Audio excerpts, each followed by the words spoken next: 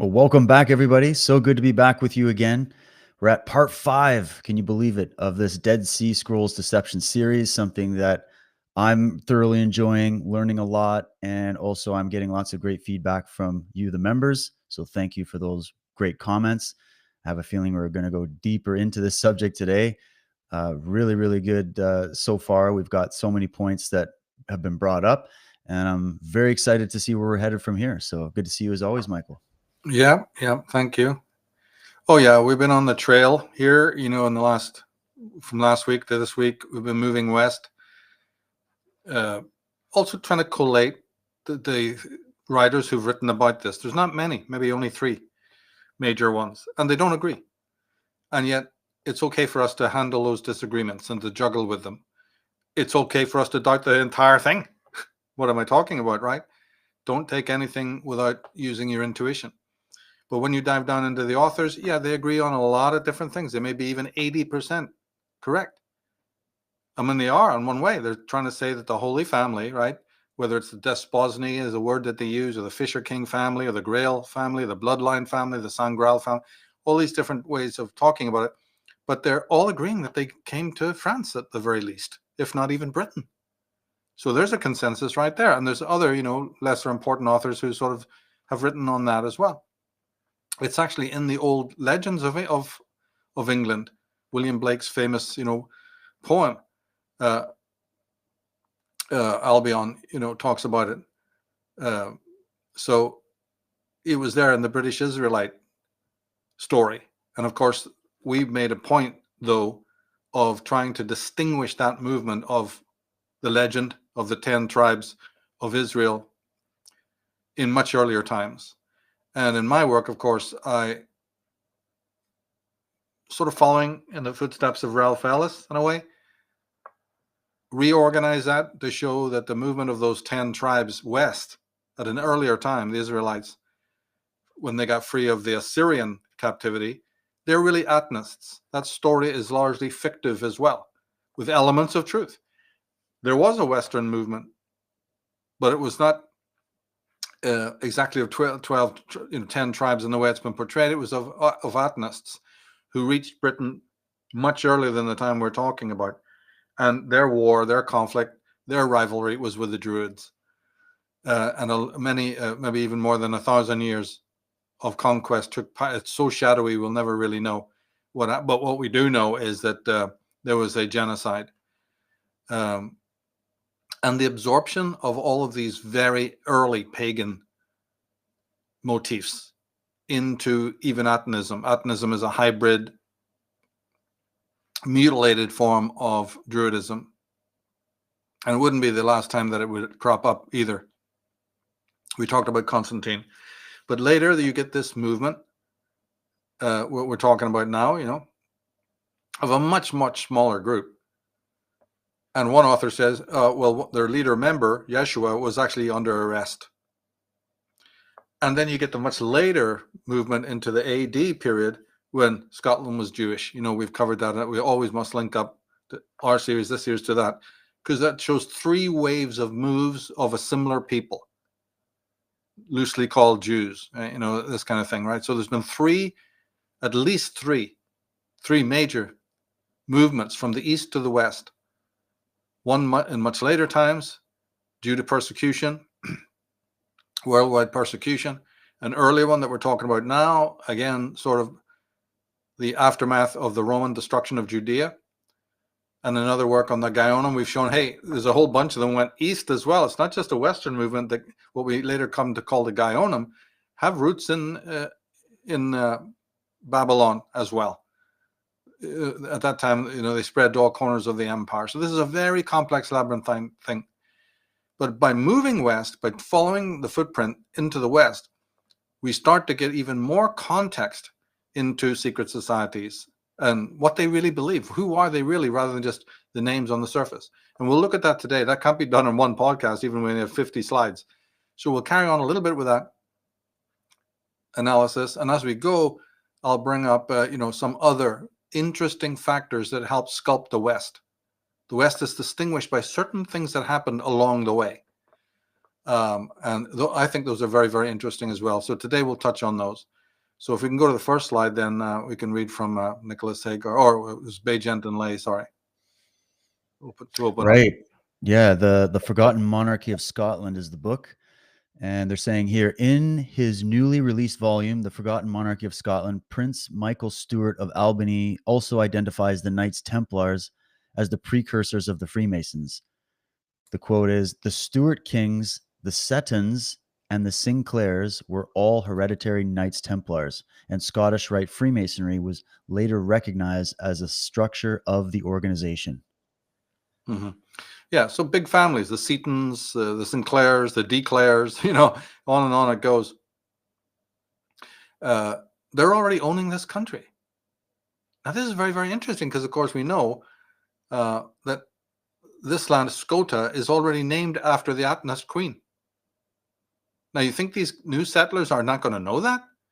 Anyone who even knows a slight bit about Freemasonry in Scotland knows that these Templars were meticulous in building their priories and building their preceptories and their personal homes on what's known as salt lines. You can imagine it like a giant grid of ley lines. It's one of the secrets that these forces had. This is not only a geographical knowledge of the land, you know, the topography. No, it's more than that. It's based on some very old occult understandings. It's based on astrology, geomancy. Are you going to tell me then that people of that level of sophistication, and also, let's not forget, wealth, are not going to know why Scotland's called that? Before that, it was called Alba, right, meaning the white land. And so, or Caledonia is another one as well. But Scota is, no Freemason is not going to know what that means. I mean, my goodness, right? We've already in other shows showed the Scottish Rite symbolism. Akhenaten's face is right on the Shriner's emblem and right on the top of the compass, on the top of the Masonic compass. They're not going to know her daughter. His nickname was Scota and what the many meanings of that word. Of course they are. Of course they are. And then we're talking about that. Here's a fantastic quote saying that the very monarchy, just last week we talked about James I. Are you going to tell me? No, sorry. These monarchs are already members of the Templars and already their patrons. But let's go on.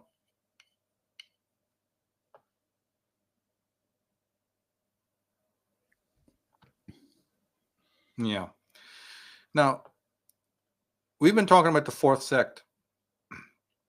This is Josephus's own term for them, right? And that's the path we've been following. But never forget that the fifth sect is also there as well, the enemy. They're the big enemy. And they're still active. So if we scroll forward, we have Henry VIII, just to illustrate this rivalry. Henry VIII has two daughters, Elizabeth I, who was a Protestant, and Mary I, who was a rabid Catholic. She was even married to Philip of Spain. She's known as Bloody Mary because she just liked to slaughter people in their millions, all right? So this creature even tried to behead her own sister. And she arrested Elizabeth and put her in the tower and was all ready to chop her up into pieces. And this woman literally went round and slaughtered Protestants in holocausts of unimaginable. We've talked about previous guys, right? Like, you know, Alexander, Jannaeus, and others, right? You know, these maniacs. Hey, you got one over here. One of the most ruthless people who have ever lived, and that's up against some stiff competition. We talked about the Albigensian Crusade last time, where over 1 million Cathars, right, were killed. They're members of the fourth sect, when you know what you're looking at. So obviously, what is that all about? A lot of people know about Bloody Mary. There's been even documentaries written, but none of them know what we're talking about. They just think she was a mad Catholic. We're already digging deeper in that and showing it's not just quite as simple as that. This is a rival group. And her sister, Elizabeth, was of the opposite side, because this is all about affiliation. This is all about bloodline, yes, but it's also about ideological connection. And so when Elizabeth, got out of jail, got out of prison, she became Elizabeth I of England and tried to redress some of these atrocities. And her court advisor was none other than John Dee. See, so one thing leads to the other. We said, watch out, there's these cul-de-sacs. And he was friends with Edward Kelly. We have the Robert Flood. We have these occultists cropping up all over the place under her reign. So let's just go on from there. They're fighting back. They don't want to lose control of England. Another one on the side of the fourth sect, very famous, we'll touch on some of these people, it was Oliver Cromwell, staunch Protestant, and that means obviously opposed to the fifth sect. He might have been a candidate and he was a procurator, he was a Lord Protector of England at the time, and he plays an enormous role. Let's go on and read about him. Oh yes, well, he was funded, funny enough, the connection is he was opposed to the Catholics, and his main funding came from Jewish bankers. The most important one was Manasseh ben Israel. And the strange thing is, Manasseh ben Israel referred to Oliver Cromwell as, right, where it is written, right, the Messiah. Now, what a term to use, right? It'll all make sense now if you've been watching the series, but don't expect other books and writers to be telling you the truth about this. So Oliver Cromwell is not just some soldier. He's considered by the Jewish establishment, the big money lenders, the big honchos. He's actually considered the Messiah. Well, who was that when he was home? Well, we know. But the thing is, these rich Jews, as I've maintained through all my work, it's not their money, right? Well, it's Templar money, because the Templars not only were the bankers, the real bankers, but they didn't want to do the work. And they particularly didn't want to do the work. They couldn't do the work openly after 1314 when they'd been officially suppressed. So they moved to Scotland, they moved to other places, Switzerland, what have you, right? And they start using these Jews who had lived nearby them to open banks, because Jews are allowed to do usury and Catholics and Christians are not. So they found this simple loophole. That's all it is. It's nothing to do with a Jewish conspiracy. We've gone through this time and time again. And Manasseh ben Israel bought all the armor. He lent Oliver Cromwell all the money to buy muskets and armor. They were called the Roundheads, and they were far more equipped from a military point of view, more assets and better training.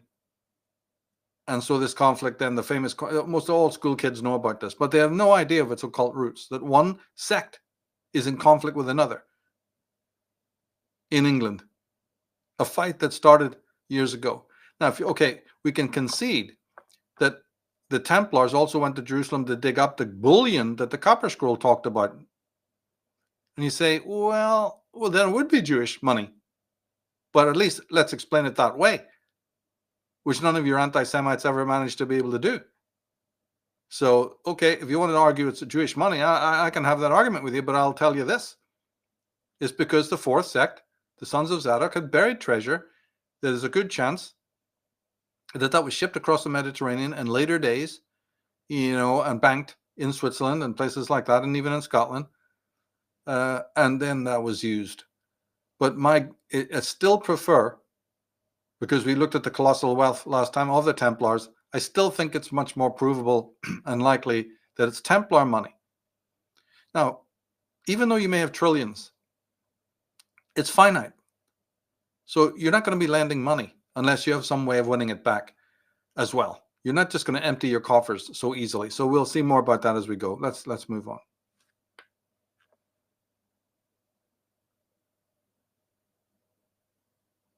Yeah, and then we had this list. Remember that was one instance.